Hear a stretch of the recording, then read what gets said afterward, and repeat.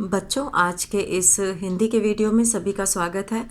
कक्षा 8 की हिंदी की पूरक पुस्तक भारत की खोज का पाठ 5 नई समस्याएं के अंतर्गत हम लोग कुछ प्रश्नों का उत्तर करेंगे। नई समस्याएं इस पाठ के माध्यम से भारत में हर्ष की सत्ता एवं शासन और इस्लाम धर्म का प्रचार भारत में किस प्रकार हुआ इसका वर्णन है, और भारत में इस्लामी साम्राज्यवाद का विस्तार कैसे हुआ इसकी जानकारी हमें मिलती है। जब हर्ष उत्तर भारत में शक्तिशाली शासक था, उस समय अरब में इस्लाम अपना प्रचार एवं प्रसार कर रहा था और उसे उस समय से भारत आने में 60 वर्ष लग गए। जब उसने राजनीतिक विषय के साथ भारत में प्रवेश किया, तब उसमें काफ़ी बदलाव आ चुका था और धीरे धीरे सिंध बगदाद की केंद्रीय सत्ता से अलग हो गया और अलग सत्ता के रूप में कायम किया। समय बीतने के साथ अरब और भारत के संबंध बढ़ते गए और दोनों देशों के यात्रियों का आना जाना लगा रहा और राजदूतों की आपस में अदला बदली होती रही और भारतीय गणित खगोल शास्त्र की पुस्तकें बगदाद पहुंची। अरबी भाषा में इन पुस्तकों का अनुवाद हुआ। इसके अलावा कई भारतीय चिकित्सक बगदाद गए और इस तरह से जो है भारत में आने से पहले इस्लाम ने धर्म के रूप में प्रविष्ट किया और महमूद गजनवी और अफ़गान जो थे, लगभग 300 वर्षों तक भारत विदेशी आक्रमण से बचा रहा। सन 1000 ईस्वी के आसपास महमूद गजनवी ने भारत पर आक्रमण कर दिया और ये तुर्क जाति का था और इसने बहुत खून खराबा किया। तो इस तरह से यहाँ पर गजनवी का आगमन हुआ। वास्तविक रूप में इस्लाम जो है वो भारत में धर्म प्रचार प्रसार के रूप में आया था धर्म के, और जबकि भारत पर आक्रमण तुर्कों, अफ़गानों व मुसलमानों ने किए। अफ़गान और तुर्क पूरे भारत पर छा गए और मुस्लिम शासनकाल में भारत का चहुमुखी विकास हुआ। सैनिक सुरक्षा उत्तम रखने के लिए यातायात साधनों में सुधार किया गया और इसी समय ऐसे कामों के लिए जो है एक कश्मीरी शासक जैनुल आबदीन को बहुत यश मिला और अमीर खुसरो जो है वो वे फ़ारसी के महान कवि थे और उन्हें संस्कृत का भी ज्ञान था और कहा जाता है कि सितार का आविष्कार उन्होंने ही किया था। तो बाबर और अकबर जो है, बाबर ने सन 1526 ईस्वी में पानीपत का युद्ध जीतकर भारत में मुग़ल साम्राज्य की स्थापना की। उसका व्यक्तित्व आकर्षक था। उसने केवल 4 वर्षों तक ही भारत पर शासन किया और अकबर सभी क्षेत्रों के ज्ञाता थे। उसे सैनिक और राजनीतिक मामलों के अतिरिक्त यांत्रिक कलाओं का भी पूरा ज्ञान था और अकबर ने भारत में मुग़ल साम्राज्य की मजबूत नींव रखी थी तथा उस पर जो इमारत बनाई वह 100 वर्षों तक बनी रही। और औरंगजेब एक कट्टरवादी मुसलमान था। वह धर्मांध व कठोर नैतिकतावादी था और मुग़ल सम्राट औरंगजेब की नीतियों से तंग आकर उत्तर में सिख मुग़लों के विरुद्ध खड़े हो गए थे और 1680 में यहाँ पर शिवाजी की मृत्यु हो गई थी और मराठा शक्ति का विस्तार होता चला गया था और वह भारत पर अपना एकाधिकार करना चाहते थे। औरंगजेब की सन 1707 में मृत्यु हो गई। इसके बाद लगभग 100 वर्षों तक भारत पर अधिकार करने के लिए अलग अलग जातियों का संघर्ष एवं आक्रमण जारी रहा। आतंक के उस दौर में 2 प्रमुख भारतीय सितारे उभरे। उनके नाम थे रणजीत सिंह और जय सिंह। भारत में ईस्ट इंडिया कंपनी की स्थापना के बाद उनका मुख्य उद्देश्य था भारतीय माल लेकर यूरोप के देशों में बेचना। भारतीय कारीगरों का बना माल इंग्लैंड की तकनीकों का सफलतापूर्वक मुकाबला करता था। कंपनी का ध्येय अधिक से अधिक धन कमाना था। इंग्लैंड में मशीनों का दौर शुरू होने पर मशीनों से बने माल के साथ साथ भारतीय वस्तुएं भी थीं। कंपनी ने इससे काफ़ी मुनाफा कमाया। इंग्लैंड का भारत में वास्तविक रूप से तभी आगमन हुआ जब 1600 ईस्वी में एलिजाबेथ ने ईस्ट इंडिया कंपनी को परवाना दिया और इस प्रकार अमेरिका इंग्लैंड के चंगुल से स्वतंत्र हुआ था। अमेरिका में नई शुरुआत के लिए भी रास्ते साफ थे, जबकि भारतीय प्राचीन परंपराओं में जकड़े हुए थे। इसके बावजूद यह सत्य है कि यदि ब्रिटेन मुगलों की शक्ति खोने पर भारत का बोझ न उठाता तो भी भारत देश अधिक शक्तिशाली और समृद्ध होता।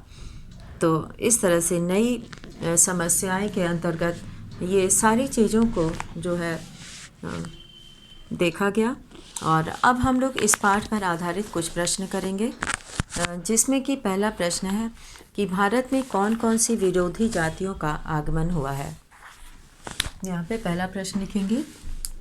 प्रश्न 1, भारत में कौन कौन सी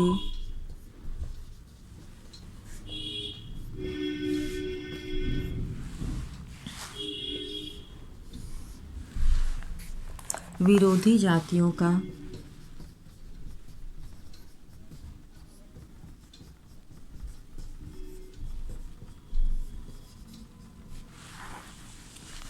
भारत में कौन कौन सी विरोधी जातियों का आगमन हुआ है।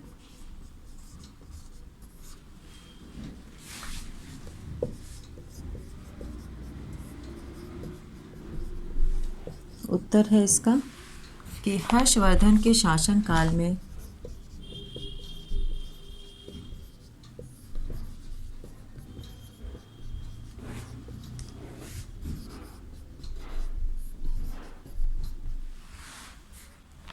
अरबी, तुर्की व अफ़गानी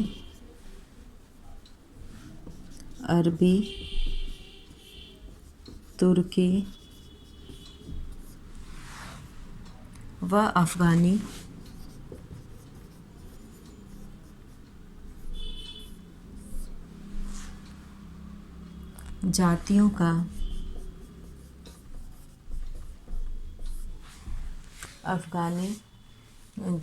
का भारत में आगमन हुआ।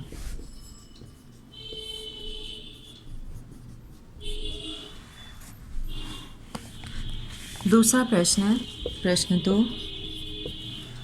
महमूद गजनबी की मृत्यु कब हुई।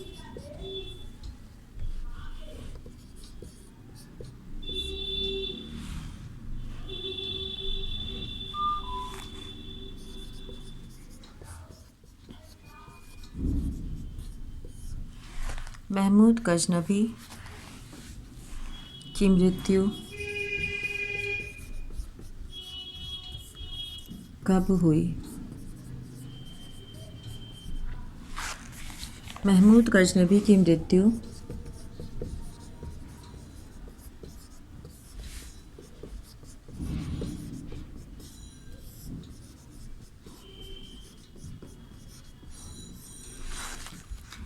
1030 ईस्वी में हुई।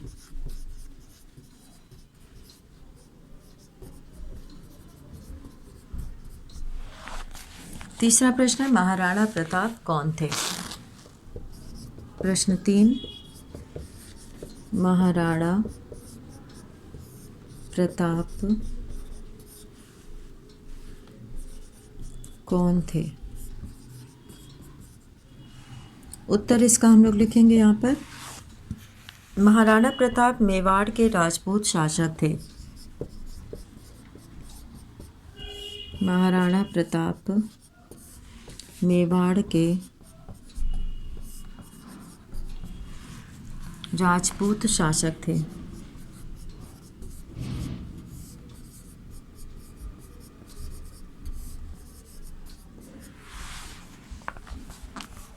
वे अत्यंत वीर,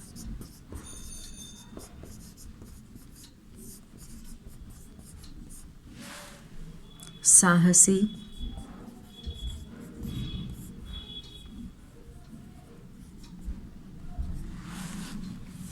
और स्वाभिमानी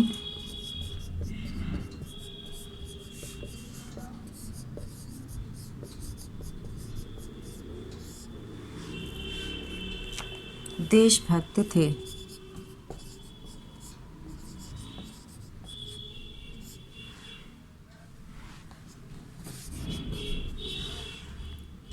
वे हमेशा से ही मुगलों के विरोधी रहे।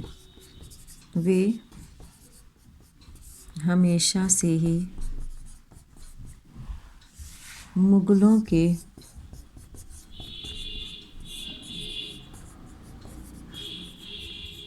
विरोधी रहे। वे हमेशा से ही मुगलों के विरोधी रहे।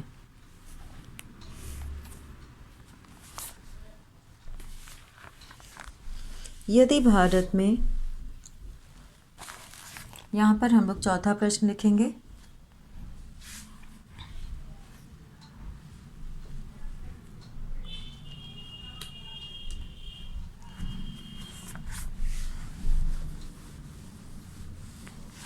इस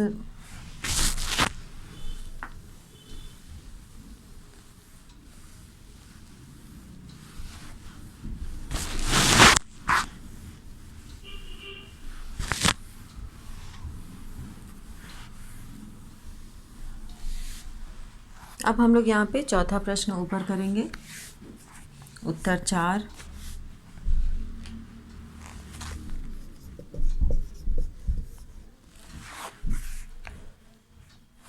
पहले प्रश्न हम लोग लिखेंगे, उसके बाद फिर उत्तर लिखेंगे।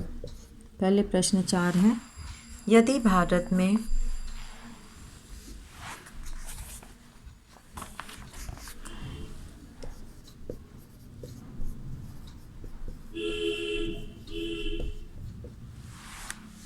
अंग्रेजी राज्य की स्थापना न हुई होती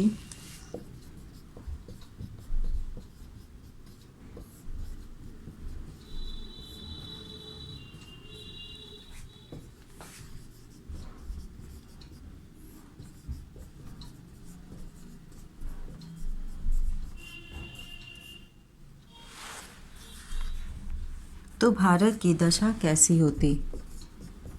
तो भारत की दशा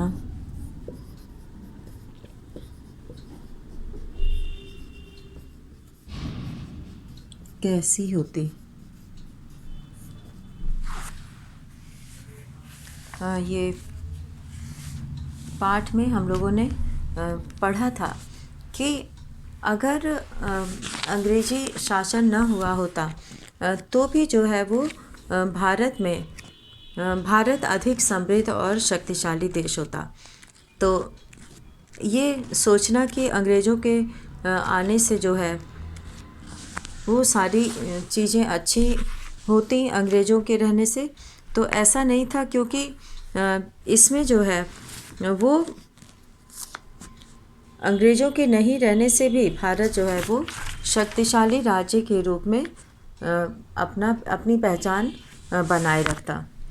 क्योंकि जब भारत में ईस्ट इंडिया कंपनी की स्थापना हुई तो वो सभी का उद्देश्य था अधिक से अधिक धन कमाना।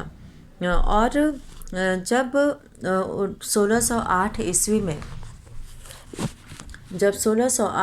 में मिल्टन का जन्म होने के 100 साल बाद कपड़ा बुनने की तेज मशीन का आविष्कार हुआ।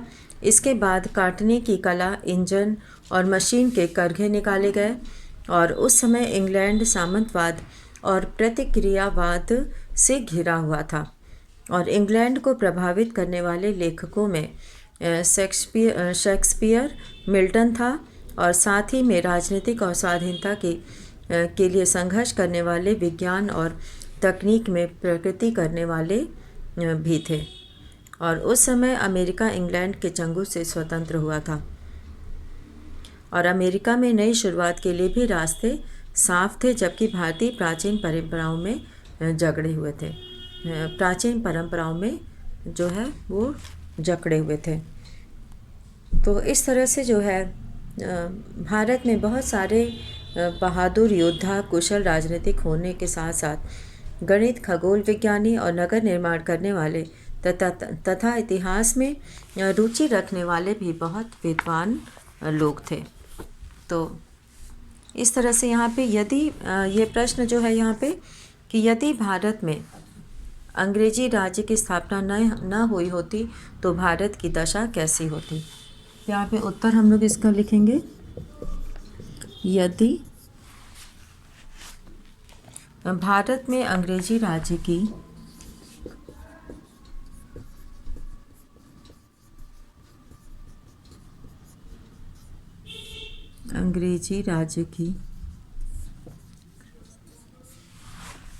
यदि भारत में अंग्रेजी राज्य की स्थापना न हुई होती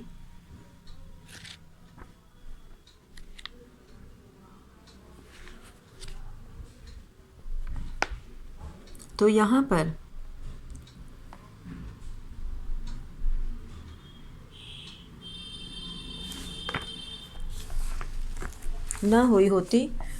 तो भारत अधिक राज्य की स्थापना न हुई होती,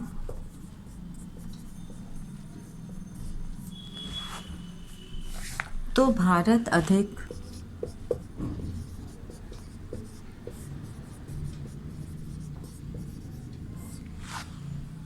समृद्ध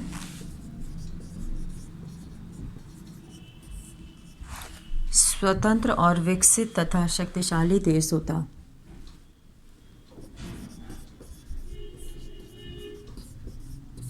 विकसित तथा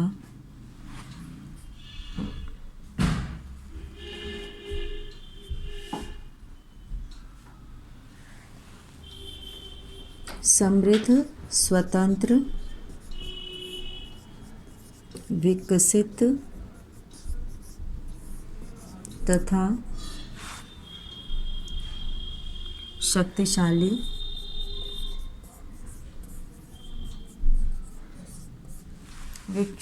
विकसित तथा शक्तिशाली देश होता। और अब यहाँ पर हम लोग 5वां प्रश्न करेंगे और 5वें प्रश्न का है, अमीर खुसरो कौन थे? प्रश्न 5, अमीर खुसरो कौन थे?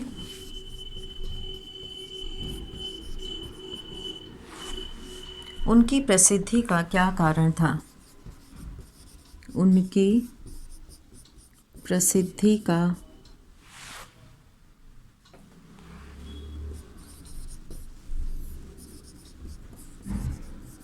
क्या कारण था?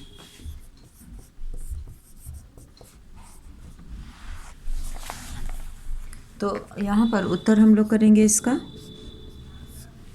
अमीर खुसरो फारसी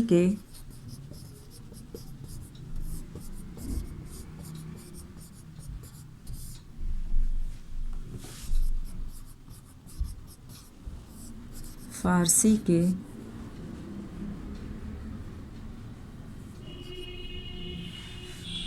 उच्च कोटि के कवि थे।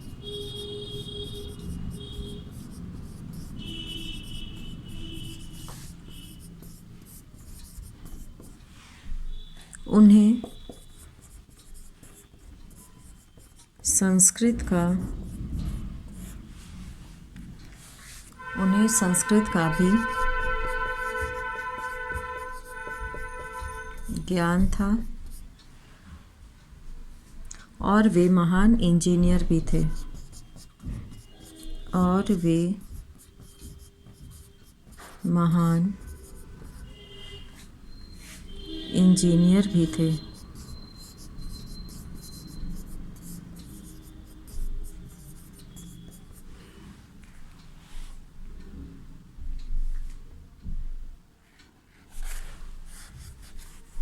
और वे महान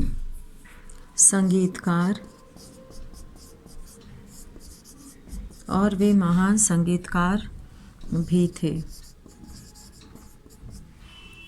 अकबर के साथ ऐसा था, अकबर जो है वो उनको यांत्रिक का भी ज्ञान था, लेकिन अमीर खुसरो जो है ये संगीतकार थे। उन्होंने तंत्र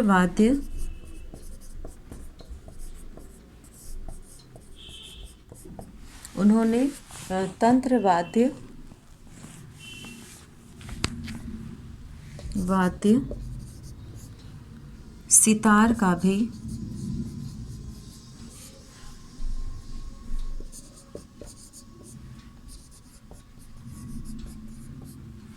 आविष्कार किया।